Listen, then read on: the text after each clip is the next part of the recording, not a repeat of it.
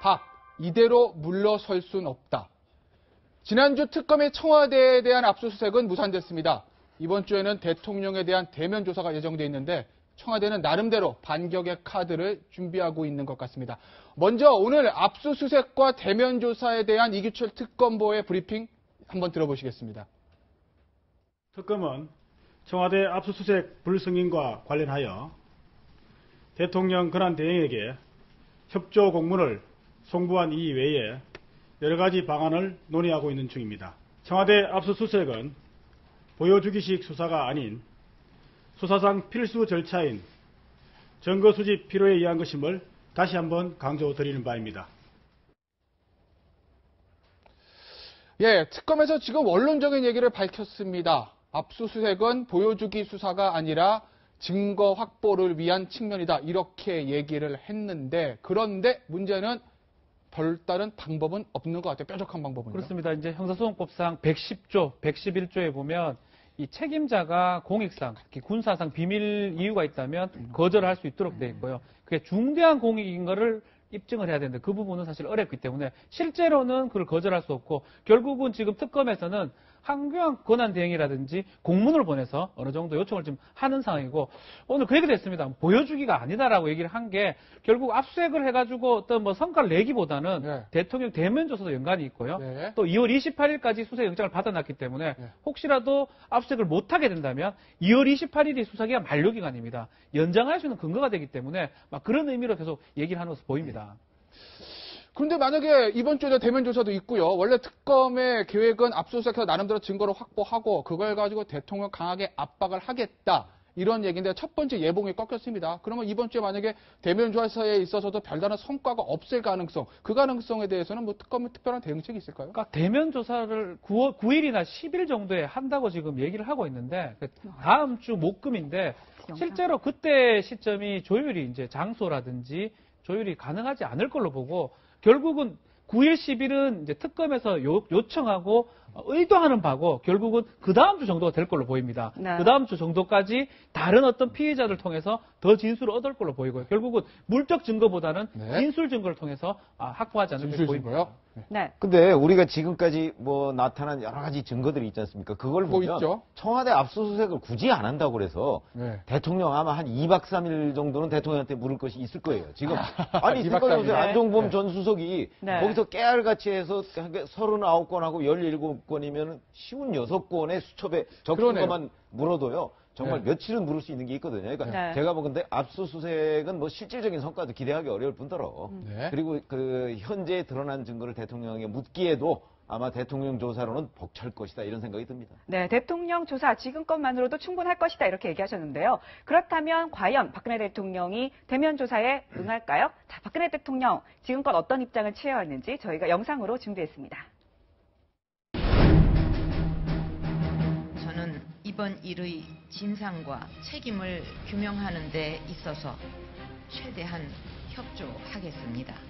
필요하다면 저 역시 검찰의 조사에 성실하게 임할 각오이며 특별검사에 의한 수사까지도 수용하겠습니다. 그는 조사에 임하려고 하고 있습니다. 진술을 하시게 되나요? 그러니까 그런 일정이라든가 예. 또 그런 부분에 대해서는 이제 지금 조율을 예. 하고 있습니다. 저로서는 국가를 위한 공적인 사업이라고 믿고 추진했던 일들이었고 그 과정에서 어떠한 개인적 이익도 취하지 않았습니다. 사실상 경제적 동일체다. 그건 말도 안 되는 거짓말입니다. 희한하게 경제 공동체라는 말을 만들어냈는데 그거는 엮어도 너무 어거지로 엮은 거고요. 그게 아니라고 얘기도 하고 그래도 예. 뭔가 이거는 이렇게 돼야 돼 하고 딱 짠 어떤 프레임 바깥의 얘기는 전혀 받아들이지 않는 오래전부터 기획된 것이 아닌가 하는 그런 느낌도 지울 수가 없어요. 솔직한 심정이. 예. 대통령을 탄핵시키기 위해서 그토록 예. 어마어마한 거짓말을 만들어내야만 예. 했다고 한다면 예. 탄핵 근거가 얼마나 취약한 건가.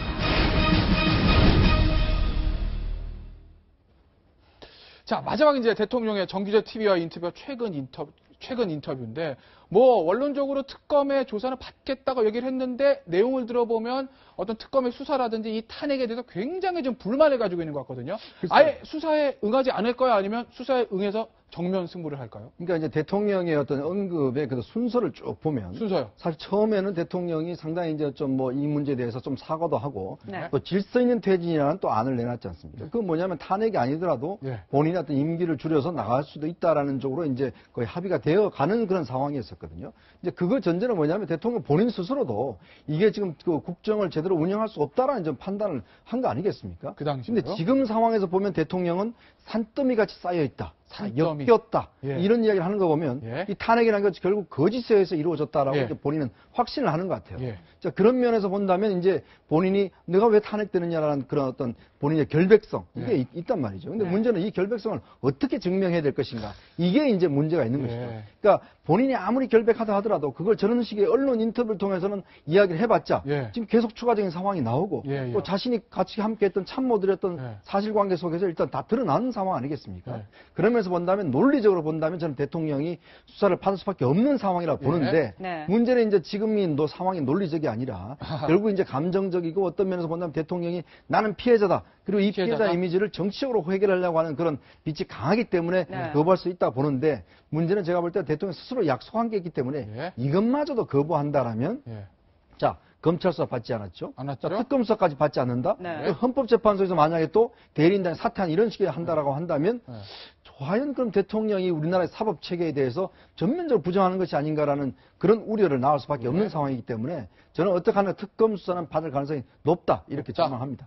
네, 그래서인지 지금 청와대 출입기자 얘기를 들어보면 대면 조사에 9일에서 10일쯤, 그러니까 이번 주 말에 대통령이 응할 것이다라는 얘기가 네. 나오고 있습니다. 그리고 14일에 현재 변론길이 잡혀 있는데 이때 그동안 꼭꼭 숨어있던 안봉근 전 비서관이 헌재에 출석을 하고요.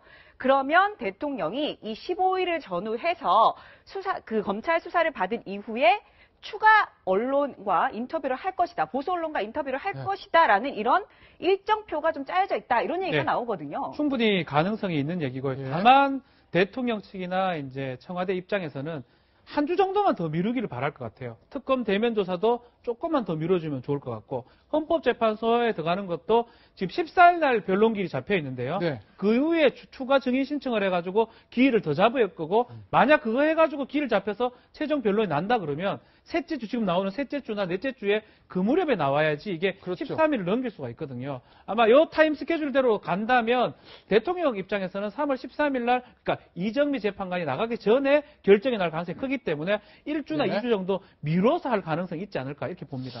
그래서 예. 저 캘린더에 나온 저런 캘린더요. 식의 변론 기일 있지 않습니까? 네네. 저것이 안 지켜질 가능성이 높다고 보는 안 거예요. 지켜지는 안 지켜진다. 거죠? 미룬다는 거죠? 자, 우선 9일, 10일이라는 건 특검이 추진하는 그 대면 조사 기한입니다. 그렇죠. 네, 그렇죠. 그런데 저 9일, 10일을 대통령하고 조율하는 과정에서 네. 더 늦춰질 가능성도 있고. 네. 그다음에 자 안봉근 전 비서관이 14일 날 헌재에 나오겠다고 했지만 네. 그것도 나와봐야 아는 겁니다. 예. 네. 그다음에 15일 그거 말고 그다음에 저기에 딱 없는 사람 또 하나 있어요. 헌재에 지금까지 나타나지 않았던 이재만 전 비서관 있잖아요. 이재만 비서관. 네네네. 이재만 전 비서관은 예를 들어서 한 14일이나 뭐 이때쯤에 가서 우리가 이재만 전 비서관 조사 안 해요. 오히려 대통령 측에서 오히려. 조사 안 해요. 라고 네. 그러면서 이재만 전 비서관을 만약에 언제쯤 또 출석시키겠다. 며칠쯤 뒤에 네. 라고 얘기하고 그다음에 또 하나 카드가 있어요. 네. 대리인단 사퇴. 아. 이 카드는 여전히 사퇴. 살아있잖아요. 네. 네네. 예를 들어서 그게 19일, 20일, 2주에 만약 대리인단을 사퇴하고 새로 들어온 뭐 예를 들어서 국선변인이나 누가 저희도 기록 좀 검토해야 되겠는데요. 네. 이렇게 되면 3월 13일을 넘길 가능성이 있다. 그런 점에서 본다면 저 스케줄이 아마도 안 맞을 가능성이 꽤 높지 않을까. 아, 저는 그렇게 봅니다. 말씀해 주신 거요. 그게 바로 이겁니다. 저희가 그런 말씀 하시려고 미리미리 준비 다 해놨습니다. 헌재 탄핵 심판 지연 전략, 대통령 전략이죠. 대통령 직접 출석하는 거다. 뭐 이것도 사실은 지연 전략 중에 하나로 볼 수 있을 거예요. 갑자기 대통령이 나오신다 그러면은 네. 헌재 입장에서 기회를 안 잡을 수가 없잖아요. 일 잡아야죠. 증인 추가 신청도 있고 대리인단 전원 사퇴라는 초강수 있고 있는데 제가 정말 궁금한 건 지연 전략도 그렇고 특검 수사도 그렇고 나름대로 대통령이 뭔가 강경책을 쓰는 거거든요. 나름의 반격의 카드를 가지고 지금 그렇게 몰아붙이는 겁니다. 이 자신감은 어디서 나오는 거예요? 일단은 3월 13일이라는 걸 7명의 재판관이라면 승산이 있다고 보는 거고요. 7명이면요. 저 세 카드는 아주 유용한 카드입니다. 대리인이 만약에 전원 사퇴된 상태에서 네. 이쪽에 아무도 없는 데서 헌법재판관들이 어떻게 판결 내리겠습니까? 네. 이게 뭐 일반 판결도 아니고 초유의 대통령 탄핵 재판을 심판을 내릴 상황에서 이게 좀 이상하다 이렇게 정치적으로 하는 거 아니냐 이렇게 하면서 전원이 빠진 상태에서 심판 내리는 건 사실상 어렵거든요. 네. 3월 13일 날 한다는데 세 가지 대통령이 언제 또 출석한다면서 조율할 수도 있고요. 증인 신청 안 받아준다고 또 뭘 할 수 있고, 할 수도 있고요. 그걸 근거로 해가지고 전원 사퇴를 해버리면 국선 변호 선정할 때까지 시간이 걸리기 때문에 네. 저 카드 중에 세 개를 다 쓸 수도 있고 네. 하나만 쓴다 하더라도 일주 정도만 미뤄지면 3월 13일 어렵거든요. 일주만 그렇기 해도, 때문에 네. 내용에서 뭐 이게 이기고 지고를 떠나서 일단 네. 3월 13일을 미뤄지는 게 목표가 네. 아닌가 이렇게 봅니다. 네, 근데 저는 또 하나 좀 놀라운 게 대통령이 2월 15일쯤을 전후해서 네. 이 보수 언론과 인터뷰를 하는 방안을 또다시 추진 중이다 이런 얘기가 나오거든요. 네. 그러면 첫 번째 인터뷰가 효과적이었기 때문에 두 번째를 또 잡는다 이렇게 봐야 되는 거예요? 보십시오. 이제 지금 이제 그 정규제 TV와 인터뷰하고 난 다음에 네. 어제 있었던 집회 변화 양상을 보면 아, 그래요? 보십시오. 네. 이인재 의원 전 최고위원이 나왔죠. 아, 네. 그죠? 또 이제 김문수 전 최고위원이 나왔어요. 네. 그리고 이제 보면 이제 친박들이 서서히 무대에 등장하고 있어요. 네. 그렇죠. 왜겠습니까? 그만큼 이제 어떤 뭐 대통령의 신호라든지 네. 대통령의 어떤 의지 이런 걸 좀 읽은 거 아니겠습니까? 아마 다음 주 되면 아마 친박 의원들이 더 나올 겁니다. 아마요? 그러니까 뭐 어떤 면에서 본다면 이제 본격적으로 이제 여론 자체가 예. 이제 어느 정도 조금 탄핵에 대한 또 국정농단에 대한 국민들의 인식 자체가 이제 조금 피로감이 있다. 자, 이렇게 해서 이제 본인들이 본격적으로 어떤 반격의 타이밍들을 이제 잡아 나갈 것 같아요. 네. 자, 그러면 그것이 이제 대통령의 어떤 또 2차 인터뷰와 더불어서 어떤 대대적인 공세를 할 것이 해야 되는데 저는 그렇게 생각합니다. 이게 지금 과연 이게 무슨 도움이 될까? 네. 아, 이렇다고 해서 정말 산더미 같이 쌓여있는 국정농단의 증거들이 다들 거짓으로 드러날 것인가? 네. 없는 사실로 될 것인가? 그 대통령이 만약 기각돼서 국정을 한다면 이게 과연 국정이 될 것인가? 저는 이런 문제에 대해 좀 대통령이 곰곰이 생각해 봤으면 좋겠어요. 정말 지금 상황에서는 대통령 스스로도 정말 본인의 어떤 뽑아줬던 1577만 명 국민에 대한 본인의 최소한의 예의가 있지 않겠습니까?